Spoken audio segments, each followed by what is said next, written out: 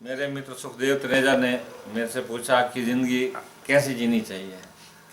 तो हालांकि मेरा कोई बहुत लंबा चौड़ा एक्सपीरियंस तो नहीं है, लेकिन जो जानता हूँ उसके बारे में थोड़ा सा मैं आपके साथ शेयर कर सकता हूँ।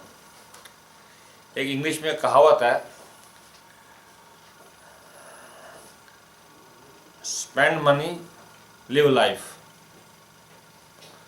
Love people. Spend money love people, बड़ी छोटी सी कहावत है, 4 शब्दों की, लेकिन बहुत गुड मीनिंग है इसके पीछे।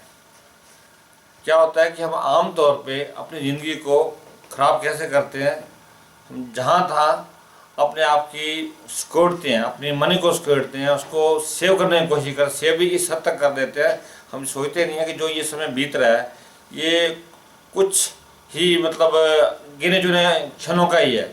वास्तव में लाइफ लगती है कि हमारी 80 साल की लाइफ है, 90 साल की लाइफ है। मेरे हिसाब से 80-90 साल बहुत कम है जीने के लिए, जो जीना जानते हैं उनके लिए बहुत कम है।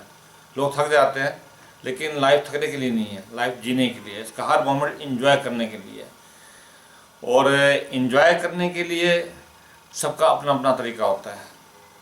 किसी को किसी चीज़ में इंजॉय मिलता है, किसी को किसी चीज़ में इंजॉय मिलता है। हालांकि ऐसे लोग भी हैं जो नोट इकट्ठे कर करके उनको देख देख के खुश होते हैं और उसको उसी में इंजॉय ढूंढ लेते हैं वो। लेकिन कुछ ऐसे होते हैं खर्च करने में उनको खुशी मिलती है, खर्च करते हैं और उनको खुशी मिलती है।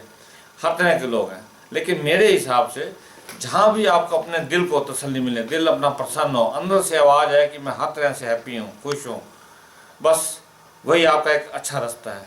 उसी राह पे आगे बढ़ते चले जाना चाहिए, और अपना जहाँ तक हो सके अपने मन की सेटिस्फेक्शन के लिए, जहाँ पर एक कंटेंट फील हो, अपने आप की संतुष्टि फील हो, वही एक ऐसा रास्ता है, चाहे मनी स्पेंड हो या ना हो। मनी से कोई कनेक्शन नहीं है, मकसद है हमने अपने आप को खुश रखना है। हमें खुशी कहाँ मिलती है? मिलने वाले को तो बहुत छोटी जगह से खुशी ढूंढ लेते हैं।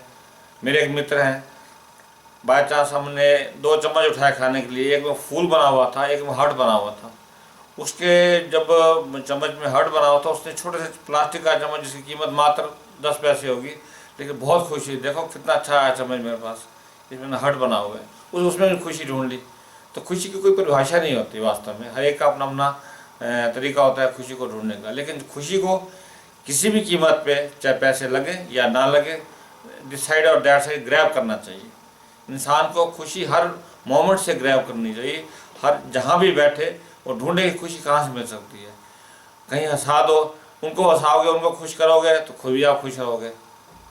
तो मकसद सिर्फ क्या है कि हर मोमेंट जो भगवान ने हमें सौंपा है इस धरती पे जीने के लिए, हमें खुश रहना चाहिए। और खुशी का अपना, हर एक का अपना मतलब, कोई भी फिक्स वे आउट्स नहीं है, इसका कोई गाइडलाइन नहीं होती कि आप इस लाइन गाइडलाइन पे चलोगे आप खुश रहोगे, ऐसा कुछ नहीं है। हर एक का मन अपना अपना, हर एक की सोच अपनी अपनी है। तो उसी हिसाब से हर इंसान को खुश रहने का अपना तरीका अपने हिसाब से ईयरमार्क करना चाहिए, और उस पर चलना चाहिए तहे दिल से। तहे दिल का मतलब है कि आपको अंदर से आवाज़ आनी चाहिए कि मैं जिस रास्ते पे चल रहा हूँ वो एक ऐसा रास्ता है जहाँ से मुझे कंटेंटमेंट मिलती है। हम कहते हैं, अब हम दूसरा एंगल लेते हैं। अब एक कसाई है, कसाई क्या करता है? जानवर काटता है। आपको शायद उस चीज़ से नफरत, आप देख भी ना पाए, लेकिन उसकी जो खुशी है, उसकी जो रोजी रोटी है, उसका जो अपने परिवार को पालने का एक तरीका है, उसका वही है, उसको दूसरा काम आता ही नहीं है। तो वो उसका खुशी का तरीका है, वो उसी में खुश है, लेकिन हमें उससे भी नफरत नहीं करनी चाहिए, वो उसका अपना तरीका है, अपना वे है। सिमिलरली हर आदमी को, कोई आदमी भिक्षा मांग के खुश है, कोई आदमी भिक्षा दे के खुश है, तो खुशी दोनों की तरफ है। तो इसलिए आज से मैं कह रहा था कि खुश रहने के लिए हर एक का अपना अपना तरीका है, और हर इंसान को खुश रहने के अपने हिसाब से चलना चाहिए। इसके लिए कोई भी, किसी ने भी कोई गाइडलाइन मार्क नहीं की है। जहाँ संतुष्टि हो वहीं खुशी है। अब हम थोड़ा सा इस एंगल से थोड़ा सा हटते हैं। दूसरा एंगल है सेल्फ कंटेंटमेंट। सेल्फ कंटेंटमेंट क्या होती है? सेल्फ कंटेंटमेंट होती है कि आप जिस लेवल में भी हैं, जैसे भी हैं, अपने आप को हर लेवल, हर तरह से संतुष्ट समझो। किसी चीज़ के पीछे इस हद तक ना भागो कि अब आप अपनी सेहत के दाव पे लगा दो, ऐसा नहीं होना चाहिए। ये मेरी अपने पर्सनल व्यूज़ हैं। सेहत के दाव पे लगाकर कंटेनमेंट मिलती। कंटेनमेंट जहाँ पर हो आपको ये नहीं है कि मतलब आप काम करना छोड़ दो, नहीं, एक लक्ष्य रखो, उस लक्ष्य के पीछे यथाशक्ति जितना आपसे हो सके आप मेहनत करो, आप बढ़ो, उस लक्ष्य तक पहुंचने की हर तरह से कोशिश करो। लेकिन किसी कारणवश आप उसको अचीव नहीं कर पाते, लेकिन अपनी कंटेनमेंट, अपनी शांति नहीं खोनी चाहिए, अपनी शांति बरकरार रखनी चाहिए। ये मेरा एक अपना पर्सनल व्यूज़ है जो मैं आपसे साथ शेयर कर रहा हूँ, और मैं इसी रास्ते पे चलता हूँ। मतलब ऐसा नहीं है कि मैं आपके लिए बता रहा हूँ, ये मैं इसी रास्ते पे चलता हूँ, खुद चलता हूँ और संतुष्ट रहता हूँ। कभी कोई भाग दौड़ नहीं की मैंने, किसी चीज़ के पीछे भागा नहीं हूँ। Not at the cost of my health, that is very important at least at this age group where we are going through at this stage. Next जो मुझे खुशी मिलती है, मैं अपना बता रहा हूँ, ये पर्सनल एक्सपीरियंस शेयर कर रहा हूँ। मुझे जब अपने घर के आसपास, अपने शहर की, अपने देश की जहाँ भी कोई तरक्की का न्यूज़ मिलता है, कोई नई एडवेंचर का न्यूज़ मिलता है, तो मुझे बहुत सेटिस्फेक्शन मिलती है, बहुत खुशी होती है।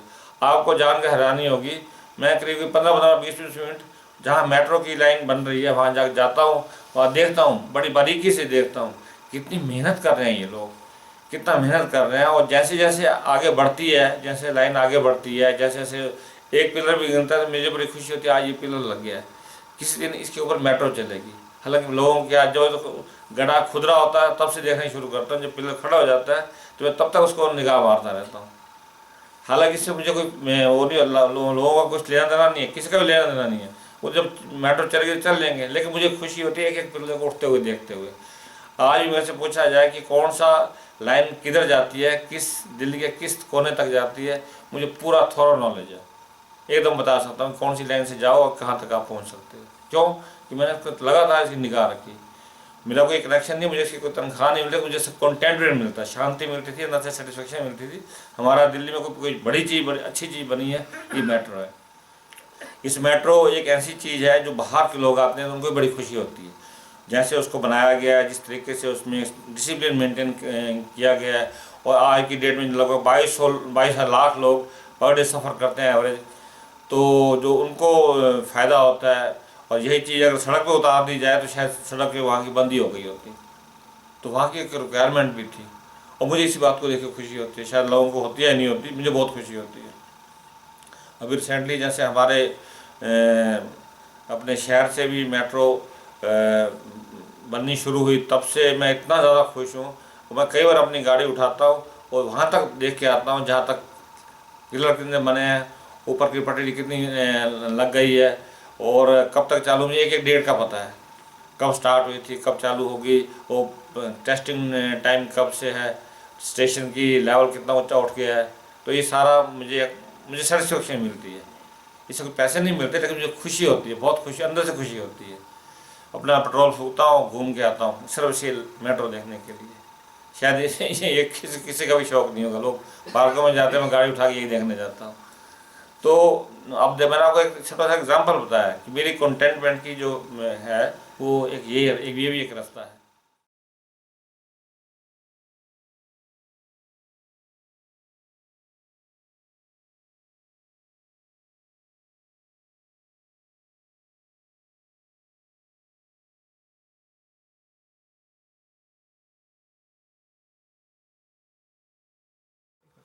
तो भारत को जो है कई लोग कहते हैं कि 2030 तक भारत की आर्थिक व्यवस्था तीसरे नंबर पे आ जाएगी, जापान को पछाड़ कर, पीछे करके। तो आप क्या सोचते हैं कि भारत कैसे और किस साधनों से नंबर 3 अर्थव्यवस्था में बन जाएगा 2030? देखिए इसमें ऐसे नहीं है कि हमारे यहाँ पर पोटेंशियल नहीं है, पोटेंशियल है, उसको इनफैक्ट इनकैश नहीं किया गया। हमें कोई सही एक लीडरशिप मिली ही नहीं है। देखा जाए तो हमारी मतलब हम अपना देश की ग्रोथ इस लेवल तक ला सकते हैं, और वाकई जो कहा जा रहा है कि हम थर्ड शक्ति बना सकते हैं, तो बना सकते हैं, इजीली बना सकते हैं। हमारे पास क्या पोटेंशियल, क्या पावर है। यंग जनरेशन जो आज हमारे पास है, वर्ल्ड में किसी के पास भी नहीं है। ये बहुत बड़ी पूंजी है। फ़र्क क्या है, एक स्ट्रॉन्ग लीडरशिप क्वालिटी हमें मिली नहीं है जो इनको इनकैश करा सके, इनका प्रॉपर यूटिलाइज कर सके। तो इसका मोदी जी से मुझे काफ़ी उम्मीद है कि वो एक इसको यंग जनरेशन को सही राह दिखा के उनका प्रॉपर यूज़ करेंगे, और उसको लगातार मौका मिल गया तो सचमुच मेरे हिसाब से वो देश को उस लेवल तक ले आएंगे जिसकी संभावना और जिसकी कल्पना हम आज की डेट में कर रहे हैं। तो इसी वजह से आज हम पिछड़े हुए हैं। करप्शन को जो दूर करने की बात मोदी जी बार बार कह रहे हैं, तो वो दूर होगी तो हम बहुत आगे बढ़ सकते हैं। आज भी हमारा देश का जितनी डेवलपमेंट पैसा लगना चाहिए वो आधे से ज़्यादा पैसा हमारे पॉलिटिकल नेताओं के घरों में जाता है, उनके पर्सनल अकाउंट्स में जाता है, अपने भाई भतीजावाद को उठाने में नहीं जाता है, परिवारवाद में जाता है। इन सब से हम आगे उठ सकते हैं बशर्ते कि हमारा जो ध्येय है, हमारा जो लक्ष्य है देश की डेवलपमेंट हो और जो यंग जनरेशन है उसका प्रॉपर यूज़ करने का हो। तो ये सब इजी है, ऐसा कोई मुश्किल काम नहीं है। हमारी पॉलिटिकल विल कमज़ोर है, वहाँ पर करप्शन है।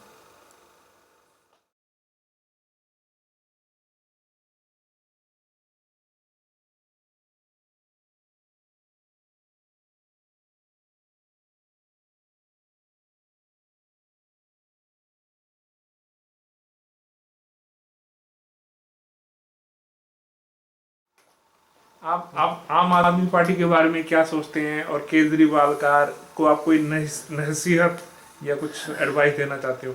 केजरीवाल एक अच्छा इंसान है, बहुत अच्छा इंसान है और उसने काफ़ी बड़ी छोटा सा एक्सपीरियंस है जहाँ तक पॉलिटिक्स की बात है। इसी साल ही 2013 में ये पार्टी बनी, आम आदमी पार्टी 2013 की पैदाइश है। और इनको जहाँ तक पॉलिटिकल अनुभव की बात है वो काफ़ी कम है।